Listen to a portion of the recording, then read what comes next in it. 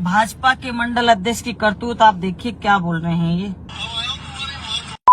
ये सभ्य है, बहुत सारा लंबा वीडियो है। ये व्यक्ति है जिसका मैंने कॉलर पकड़ के नीचे उतारने का प्रयास किया, जिसको कह रहे हो अभद्रता की। ये व्यक्ति है जिसकी तुम लोग सारे पैरवी कर रहे हो, सारा मीडिया, सारा संगठन, सारी भाजपा, इसकी पैरवी कर रहे हो तुम।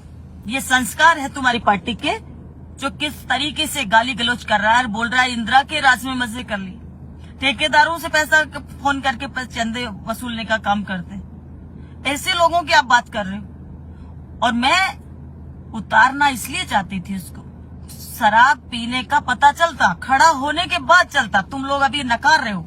ये मैंने वीडियो दिखाया, इसमें शराब नहीं पी रखी। इसको भी झूठा बता देना, इसको झूठा बता देना भाजपाइयों आप लोग।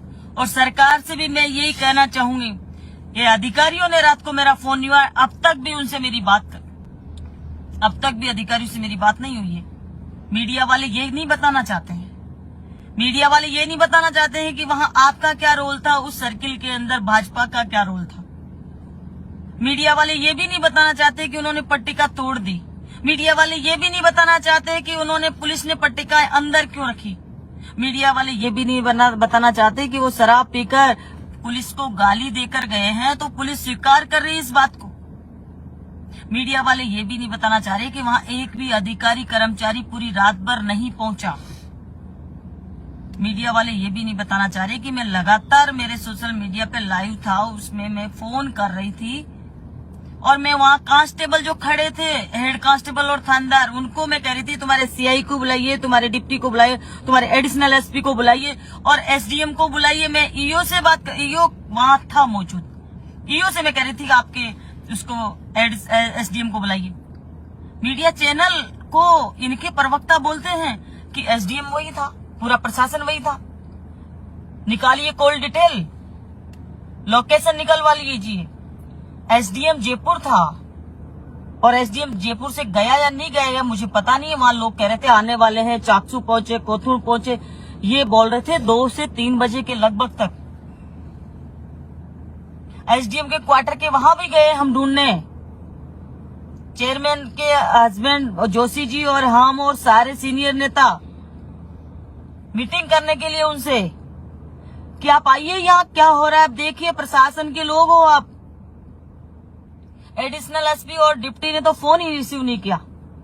यह है सरकार की नीति, जो एक विधायक का फोन रिसीव नहीं करता है एडिशनल एसपी, विधायक का फोन रिसीव नहीं करता है डिप्टी, सीआई वहां नहीं आता है, सीआई तक नहीं आता है जब पट्टिका। तो इसका मतलब आप लोगों के द्वारा ये काम किया गया है, आप लोगों के द्वारा ये करवाया गया है, भाजपा के लोगों के द्वारा। ये क्यों नहीं स्वीकार कर रहे हो आप?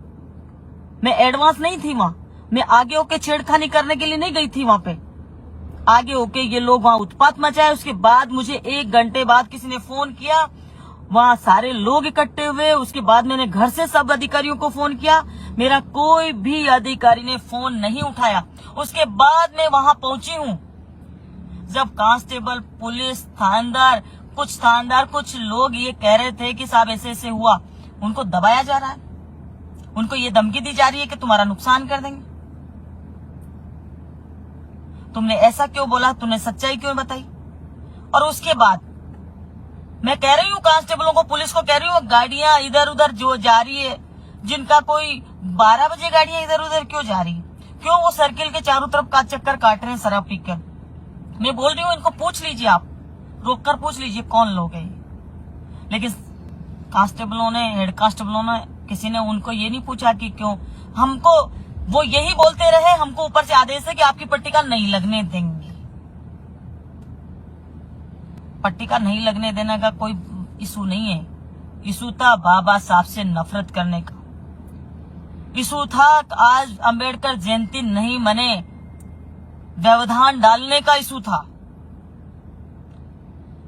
और इशू था कि किस तरीके से ये शांत प्रिय बोली है, इसमें भड़काव पैदा किया जाए, किस तरीके से यहाँ दंगे फैलाए जाए, और फिर हम कहेंगे हिंदू को खतरा है, हिंदुत्व को खतरा है। ये बोलने के लिए आप लोग करना चाहते थे। मैंने रात भर 4 घंटे तक मैं कहती रही, जो वहां उपस्थित पुलिस थी उसको, क्योंकि बाकी लोग तो फोन ही नहीं उठा रहे थे, उनको मैं कहती रही कि आप मुकदमा दर्ज करिए, इनका डॉक्टर म्याना कराइए।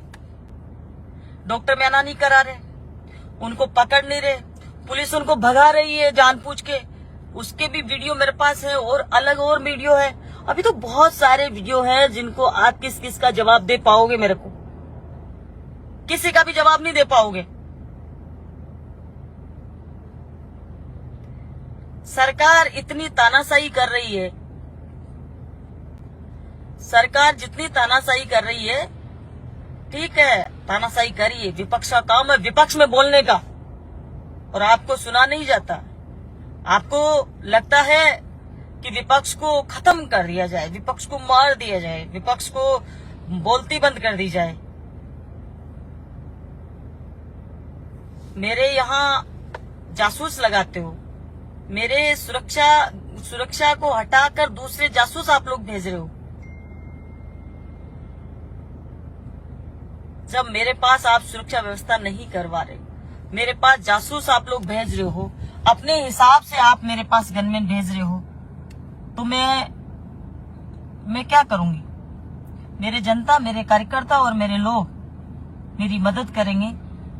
और आप लोग ये कहते हो कि आपने ये करा, मीडिया वाले कह रहे हैं कि ये किया, वो उस बात को तो भूल गए। जो कृत्य जो किया, जो अपराध किया, जो काम किया भाजपाइयों ने, उस बात को आना ही नहीं देना चाहते, क्योंकि यही चीज आप लोगों ने दिखानी थी, यही चीज करनी थी। आप लोगों को यही दिखाना था कि हम लोग किस तरीके से सारा का सारा मीडिया, सारा का सारा संगठन, सारी की सारी बीजेपी, सारी की सारी सरकार उन लोगों को बचाने में लगी हुई है।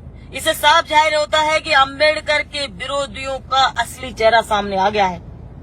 और अगर अंबेडकर के विरोधी नहीं है तो सरकार कार्रवाई करके दिखाए, इन लोगों पर कार्रवाई करके दिखाए। एक विधायक को कुछ दिन पहले निकाला आपने पार्टी से, क्योंकि वो और ज्यादा, यहाँ आपको दूसरा मुद्दा मिल गया जो मैं उसको बाहर निकालने की कोशिश करूंगी। बाहर निकलो, आप बाहर निकलो, आपकी असली औकात दिखेगी। और ये वीडियो मैंने दिखाया, अभी तो और वीडियो मैं आपको दिखाती रहूंगी। इन लोगों की सच्चाई सामने लाते रहेंगे, लेकिन इस तानाशाही का अंत होगा। लेकिन आप सब लोग, मैं आप सब लोगों को ये लाइव के माध्यम से यही कहना चाहूंगी, मीडिया से भी यही कहना चाहूंगी, संगठन के जो लोग हैं, भाजपा के जो लोग हैं, उनकी तो नीति ऐसी है, उनका नेचर ऐसा है, तो वो तो कोई कितना भी अपराध करे अपना कार्यकर्ता, उसको बचाने में लग जाते हैं।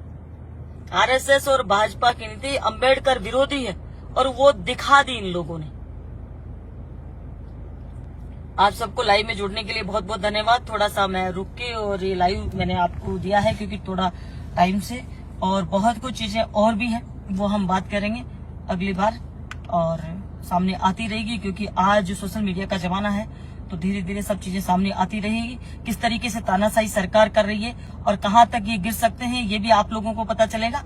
और बहुत सारे काले चिट्टे मैं इनके खोलूंगी और समय पर खोलूंगी। आप सब लोग ध्यान रखना। और मैं कमजोर नहीं हूँ, बेईमान नहीं हूँ, चोर नहीं हूँ, और हमेशा इनसे लड़ती रहूंगी। आप सबको बहुत बहुत धन्यवाद।